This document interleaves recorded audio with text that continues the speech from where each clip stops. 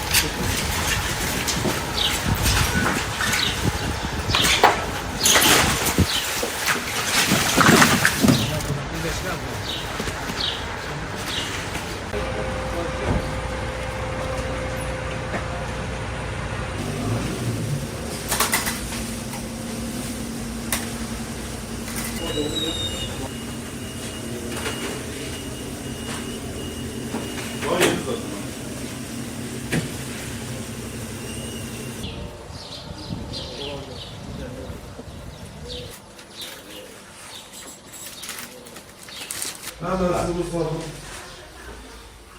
Rıza bilir mi onu? Evet, bilmiş. Albayır dedi ya. Eyüpiye Belediyesi Zabıta Müdürlüğü olarak halkımızın sağlığı için ilçemiz genelinde yaptığımız rutin denetimlerde son kullanma tarihi geçmiş ürünlere imha edilmek üzere el konulmuştur. Halkımızın sağlığı için rutin denetimlerimiz aralıksız bir şekilde devam edecektir. Hiç burada da.